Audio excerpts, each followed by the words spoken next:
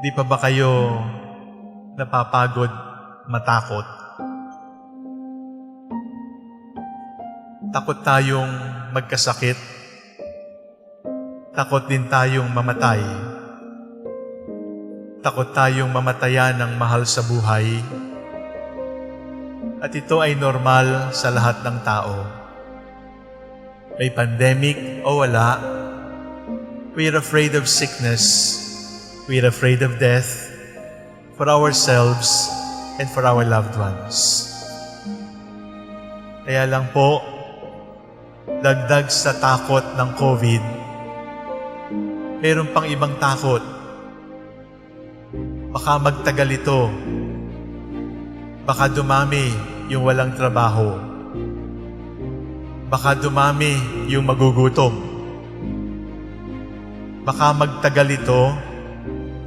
Baka wala nang pambili kahit face mask. Pagkatapos, aarestuhin pa yung walang face mask. Ngayon, pati face shield kasama na rin. Huhulihin na rin daw. At may multa kapag walang face shield, walang face mask. Senior citizen o bata, aresto kaliwat kanan kapag hindi sumunod sa batas laban sa COVID. Nakakapagod po kasi po hindi pamamaraan ng Diyos ang pananakot. Intimidation is not the way of the Lord. There is no such a thing as a divine threat that if you do not behave, I will send you to hell. Because intimidation, threats, brainwashing is not the way of the Lord. For some, it is effective because some people obey. But it is not right. It is not right na manakot ng kapwa-tao. Sapagkat ang pananakot ng kapwa-tao ay hindi pagturing sa kapwa-tao bilang kapantay. Kapag yung kapwa-tao mo tinatakot mo, ang tingin mo dun sa tinatakot mo, mas mababa kaysa sayo.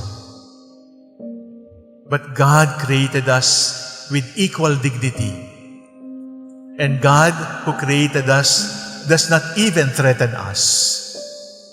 Because God who created us repeatedly tells us, do not be afraid, take courage.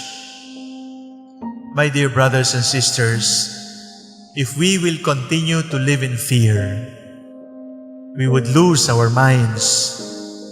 If we would continue to live in fear, we would live paralyzed, unable to move, unable to talk, even afraid to go out. Why? Because we are afraid of everything and we are afraid of everybody. And the Lord says to us, take courage. I am not a ghost. Do not be afraid. It is unhealthy fear. But there is also healthy fear, my dear brothers and sisters. There is healthy fear. It is healthy to fear hurting your loved one. It is healthy to fear disrespecting your parents. It is healthy to fear getting sick or infecting your loved ones with the same sickness. It is healthy. Why? Because it is born from care. It is born from love.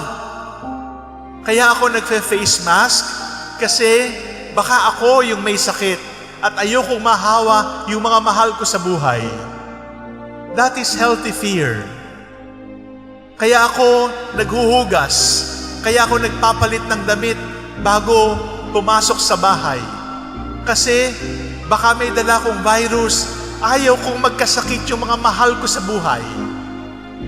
That is healthy fear. If we would not be afraid, then we would die early. If we are not afraid, we will cross the street without looking to the left and to the right and then get run over by the tricycle or the jeep. Kung hindi tayo nag-iingat, kung hindi tayo natatakot, kakain tayo ng lason. Kakain ka ng baboy, kakain ka ng maalat, kakain ka ng matamis araw-araw. Pagkatapos ng 9 na araw, paglalamayan ka na namin. It is healthy fear to eat the right food, to take care of your health. It is healthy. But there is something higher than healthy fear. And what is it? Holy fear. Holy fear. And the Lord tells us, do not be afraid of me. But fear of the Lord is a virtue. So, what do we mean by fear of the Lord? Fear of the Lord does not come from any threats coming from God. Fear of the Lord does not come from an intimidating God. Fear of the Lord does not come from a God who threatens you with punishment for one sin. No. The fear of the Lord is this: God has loved me so much. I am so afraid to sin because I do not like to lose Him. God has blessed me so much that I don't like to waste the love that God has given me. That is why I am on tiptoe. It is fear of the Lord that led Moses to remove his sandals because he was standing on holy ground. There is the holy fear that brings about reverence. There is that holy fear that brings about respect. There is that holy fear that brings about obedience. There is that holy fear that brings about imitating the Lord because I dread losing the Lord. I am afraid to lose the Lord. It is not about hell. It is not about punishment. But because God has loved me so much, I don't ever like to lose Him. Baka sayangin ko ang pagmamahal ng Diyos. Kaya ako natatakot. This kind of fear is not paralyzing because this kind of fear is sanctifying. This kind of fear will make us better and better because it is holy fear. My dear brothers and sisters, it is all right to be afraid because if we lose that sense of fear, we would waste our lives and waste the lives of others. But there is such a thing as unhealthy fear. It is obedience because of intimidation. It is observing the law because of the fear of being arrested, of being shot, of being killed. It is not godly and it is wrong. Be afraid of the Lord, not because of the punishment. Be afraid of the Lord because it is worthwhile to obey Him. And I would be wasting my life if I turned away from Him. In the end, brothers and sisters, there should be only one thing that we should be afraid of. Be afraid to sin because it separates you from Him. All the others, death, sickness, persecution, trolls, fake news, calumny, slander, lies, gossip, all of these are bearable if the Lord is with us.